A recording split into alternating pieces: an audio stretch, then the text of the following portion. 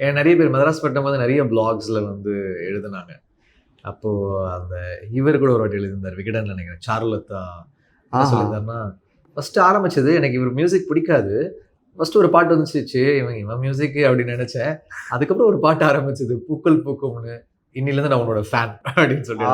அது மாரி வெயிலுக்கு வந்து எனக்கு ரொம்ப பெரிய அப்ரிசியேஷன் மறக்க முடியாதுன்னா, கே. பாலச்சந்தர் சாரோட ஒரு லெட்டர் எழுதியிருந்தாங்க. அந்த லெட்டர்ல வந்து தமிழ் சினிமாவின் இந்த வருடத்தின் மிகச்சிறந்த கண்டுபிடிப்பு ஜி.வி. பிரகாஷ் அப்படின்னு அவர் வசந்தபாலனுக்கு ஒரு லெட்டர் எழுதியிருந்தார். அப்ப அவர் படம் இம்ப்ரெஸ் ஆனா லெட்டர் எழுதுவார் பாலச்சந்தர் சார். அந்த லெட்டர்ல என் பேரை வந்து மென்ஷன் பண்ணியிருந்தார். அது எனக்கு வந்து ஒரு பெரிய அதே மாதிரி குசேலன் லான்ச்ல ரஜினி சார் சொன்னாங்க. இவன் வந்து ரஹ்மானுடைய சவுண்ட் இருக்கு, ராஜா சாருடைய ஃபீல் இருக்கு. இது ரெண்டோட பிளெண்டு அப்படின்னாரு. அதுக்கப்புறம் அதை விட பெரிய கிரெடிட் ரஜினி சார் வந்து நான் வந்து மலேசியாவில் ஒரு ப்ரோக்ராம் நடந்துச்சு. அப்போ ரஜினி சார் நான் ஃப்ளைட்ல மீட் பண்ணேன். எப்படி காமெடி எப்படி நல்லா பண்றீங்க? நான் டார்லிங் பார்த்தேன்.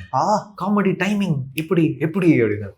இல்ல சார் தெரியல சார், உங்க படங்கள்லாம் பார்த்து எல்லாம் அந்த சீன்ஸ்லாம் நீங்க எப்படி ஹியூமர்லாம் பயங்கரமா பண்ணுவீங்க, அதெல்லாம் பார்த்து தான் சார் இன்ஸ்பிரேஷனு. காமெடி டைமிங் நல்லா இருக்கு அப்படின்னு.